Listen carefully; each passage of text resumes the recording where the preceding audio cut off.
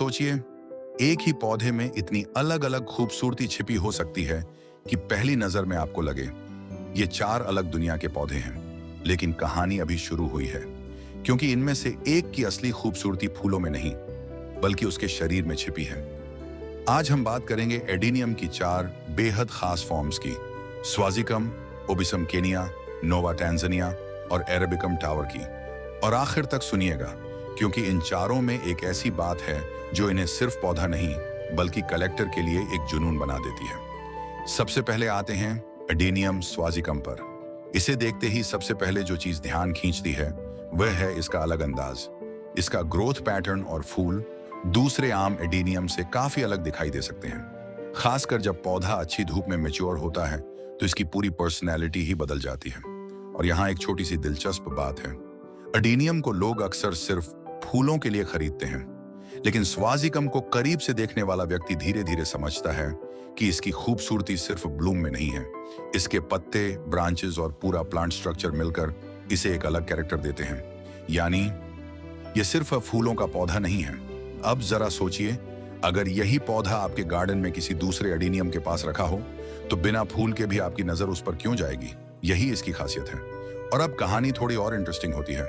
हम आते हैं ओबिसम केनिया पर। एडीनियम ओबिसम वैसे ही दुनिया भर में अपनी मोटी कॉर्डेक्स और शानदार फ्लावरिंग के लिए जाना जाता है, लेकिन केनिया फॉर्म्स में जो प्लांट स्ट्रक्चर और ग्रोथ देखने को मिलता है वो कलेक्टर्स के लिए काफी आकर्षक हो सकता है। इसका मोटा बेस आपको एक छोटे पेड़ के तने जैसा महसूस कराता है, और यही एडीनियम का सबसे बड़ा जादू है। ये पौधा आपको धीरे धीरे सिखाता है कि सुंदरता हमेशा पत्तों में नहीं होती। कभी कभी सुंदरता जमीन के ऊपर दिख रहे उस मोटे तने में छिपी होती है, जिसे हम कॉर्डेक्स कहते हैं। एक तरह से समझिए, साधारण पौधे ऊपर की तरफ कहानी लिखते हैं, एडीनियम अपनी कहानी नीचे से भी लिखता है। समय के साथ कॉर्डेक्स का शेप और ब्रांचिंग प्लांट को एक मिनिएचर ट्री जैसा लुक दे सकता है। इसी वजह से मैच्योर एडीनियम को देखकर कई लोग कुछ सेकंड तक बस उसे देखते रहते हैं। लेकिन अब आता है एक और सरप्राइज, नोवा टैंजानिया। नाम सुनते ही टैंजानिया की याद आती है, और एडीनियम की दुनिया में जियोग्राफिकल फॉर्म्स और कलेक्टर सिलेक्शंस की अपनी अलग पहचान है।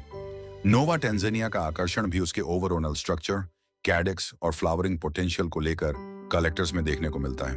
लेकिन यहाँ एक जरूरी बात है, हर प्लांट एक जैसा नहीं बढ़ता।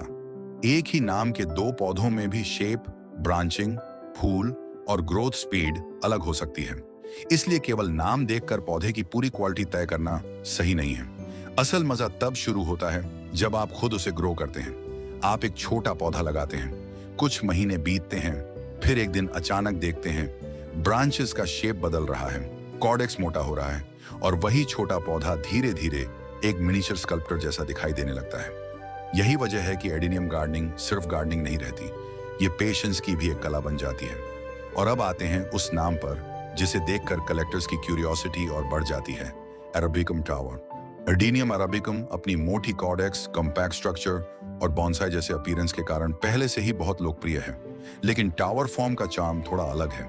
इसमें प्लांट की स्ट्रक्चर और हाइट का कॉम्बिनेशन इसे एक मिनिएचर आर्किटेक्चरल ट्री जैसा लुक दे सकता है।